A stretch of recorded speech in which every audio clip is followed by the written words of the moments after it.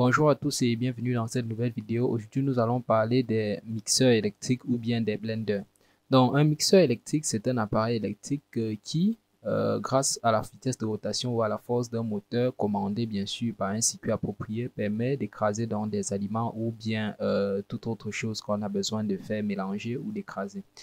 Donc, là, vous voyez donc une vue transparente du mixeur électrique. Donc, aujourd'hui, le rôle de cette vidéo sera donc de parler de l'utilité des mixeurs électriques et comment est-ce qu'ils fonctionnent.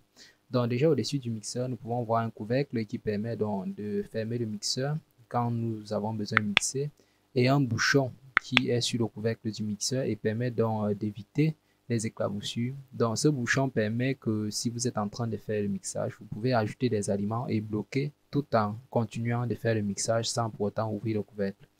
Après, si nous partons sur la face avant du mixeur, nous avons plusieurs boutons. Déjà, nous avons l'interrupteur principal du mixeur qui a deux positions. Ici, la position on et la position off qui permettent donc de mettre en marche ou de mettre en arrêt le mixeur. Et ce bouton de marche principal, il permet donc, quand il est en état marche, donc de faire tourner le mixeur à la vitesse choisie par le potentiomètre de réglage, que ce soit une vitesse low, medium ou high. Donc, enfin, nous avons un bouton à retour. Donc, ce bouton-ci permet donc de faire tourner le mixeur à vitesse maximale, mais dès qu'on le relâche, il revient à sa position automatiquement grâce à un ressort. Donc, ça, c'est pour la plupart des boutons qu'on trouve sur l'avant du mixeur électrique qui permettent donc d'effectuer la commande de celui-ci. Donc, après ceci, nous allons voir le moteur du mixeur est accouplé donc aux pales de rotation. Les pales qui sont ici, qui ont des tranchants pour bien sûr permettre d'écraser les aliments. Il est accouplé par un engrenage spécial. Donc, cet engrenage s'emboîte à la fois l'engrenage du moteur et l'engrenage de l'arbre des pales de rotation. Cet engrenage s'emboîte convenablement pour entraîner dans la rotation dès que on met sous fonctionnement le moteur pour qu'on fasse varier la vitesse de rotation. Donc, ceci étant donc dit, nous allons passer à une autre partie de notre Moulinex. Donc, après, nous avons donc, si nous lançons donc une simulation sur notre bouton d'allumage et d'extinction principal, nous allons observer une rotation. Par exemple, là, nous sommes sur la vitesse faible niveau 1. Nous allons observer une rotation lente de notre arbre du moteur qui va entraîner donc une rotation lente également dans des pales. Donc, c'est cette rotation-là que vous avez sous les yeux, donc une rotation lente du moteur qui, par couplage donc, mécanique avec l'arbre des pales, permet donc d'entraîner les pales et sans pour autant laisser échapper de fuites de fluide ou de liquide qui seraient écrasés. Donc, ceci donc permet, et vous pouvez faire varier dans cette vitesse en fonction de l'aliment que vous avez à écraser. Donc, bien sûr, vous n'allez pas mettre les mêmes vitesses pour des tomates, pour des, je sais pas, pour des, je vais dire n'importe quoi, pour des avocats ou pour tout autre aliment. Donc, après, si nous regardons donc le bouton à retour, nous allons voir que si nous enclenchons le bouton à retour, ce bouton a besoin d'être maintenu pour que la vitesse de rotation puisse, pour que le moteur puisse tourner. Donc, et dès que ce moteur est enclenché, donc ce moteur a un ressort, donc il faut le maintenir.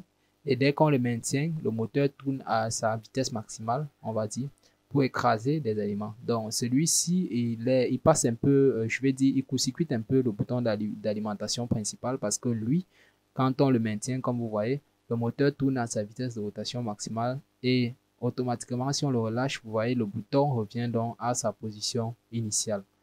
Donc, ceci permet donc, quand vous avez, par exemple, quand vous êtes par exemple pressé, vous pouvez utiliser donc ce bouton pour écraser de façon rapide et de façon efficace, plus vite que de régler la vitesse.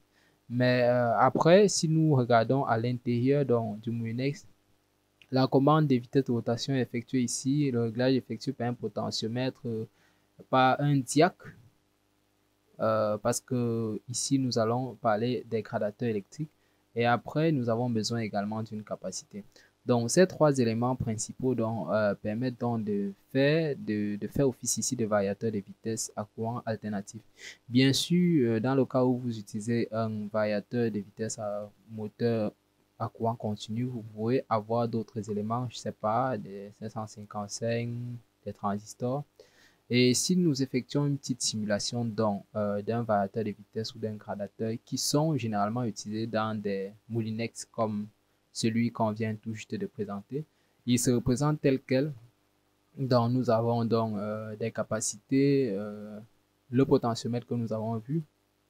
Bon, la résistance, elle est optionnelle parce que le potentiomètre fait des offices de résistance. Après, nous avons le diac ou le triac, où nous pouvons tout simplement remplacer par le triac. Le diac n'est vraiment pas nécessaire, donc le circuit réduit est celui que nous avons présenté tout à l'heure, mais le circuit plus complet peut être celui-ci.